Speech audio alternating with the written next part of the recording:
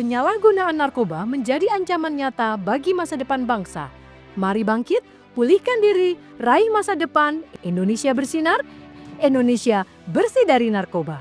Penyalahgunaan narkoba secara global menunjukkan jenis narkoba yang paling banyak disalahgunakan adalah ganja dengan sekitar 209 juta orang.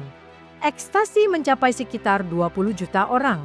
Kemudian heroin sekitar 61 juta orang penyalahguna. Diikuti kokain mencapai 21 juta orang, serta jumlah penyalahguna sabu di dunia sekitar 34 juta orang. Bagaimana gambaran situasi di tanah air? Adanya peningkatan angka prevalensi penyalahgunaan narkoba tahun 2019 1,80% dan tahun 2021 1,95%. Sedangkan pada tahun 2023 sebesar 1,73% atau sekitar 3,3 juta jiwa. Penyalahgunaan narkoba menjadi pintu masuk menuju adiksi. Apa itu adiksi narkoba? Adiksi adalah penyakit otak kronis bersifat kambuhan akibat penggunaan narkoba. Adiksi disebut juga ketergantungan yang ditandai penggunaan narkoba secara terus-menerus meskipun terdapat efek yang membahayakan. Gejala adiksi ditandai dengan adanya peningkatan dosis dan frekuensi penggunaan narkoba, serta timbul gejala psikis dan fisik ketika penggunaan narkoba dihentikan. Narkoba dapat mengubah struktur dan cara kerja otak. Bagaimana adiksi terjadi pada otak? Dopamin merupakan zat kimia alami di dalam otak yang berfungsi mengirim pesan antar sel-sel saraf. Dopamin berperan besar dalam mempengaruhi emosi dan sensasi kesenangan.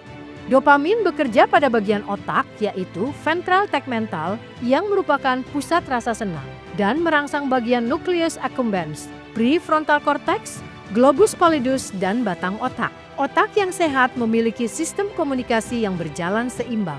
Namun jika narkoba masuk, maka akan mengacaukan sistem komunikasi otak sehingga bekerja tidak semestinya. Penggunaan narkoba akan membanjiri otak dengan dopamin. Produksi dopamin alami menjadi berkurang sehingga tubuh membutuhkan narkoba terus-menerus untuk mendapatkan rasa nikmat yang dihasilkan dopamin. Bagian otak prefrontal dirusak oleh narkoba sehingga mengganggu fungsi pengambilan keputusan. Bagian otak globus pallidus merekam dan menyimpan memori sensasi penggunaan narkoba, sehingga dapat menyebabkan ketergantungan bagi penyalahguna narkoba. Penggunaan narkoba menyebabkan penurunan fungsi otak, gangguan perilaku, hingga kerusakan organ. Bagaimana dampak buruk penggunaan narkoba? Penggunaan narkoba jenis ganja menyebabkan gangguan pada fungsi otak, amotivasional, mengalami kecemasan, halusinasi, dan paranoid.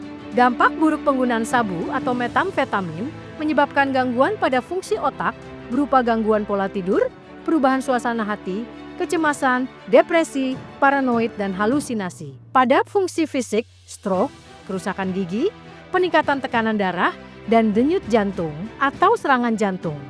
Kerusakan hati atau sirosis, kerusakan fungsi pernafasan, kerusakan fungsi ginjal, dan disfungsi seksual. Penggunaan heroin menyebabkan dampak buruk pada gangguan fungsi otak, yaitu kesulitan konsentrasi, apatis, dan pupil menyempit. Sedangkan gangguan pada fisik berupa rasa nyeri pada seluruh tubuh, mual, muntah, kerusakan hati atau sirosis, HIV/AIDS apabila menggunakan dengan jarum suntik yang tidak steril, hingga kematian karena overdosis.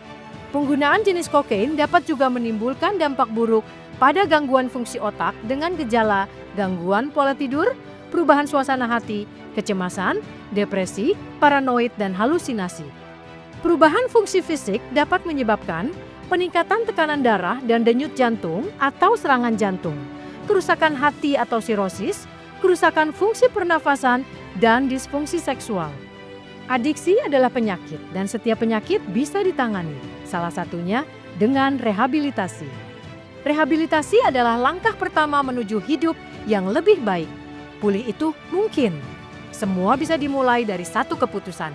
Ayo, rehabilitasi. Pemulihan bukan hal yang mudah, tapi dengan dukungan BNN, harapan itu menjadi lebih nyata.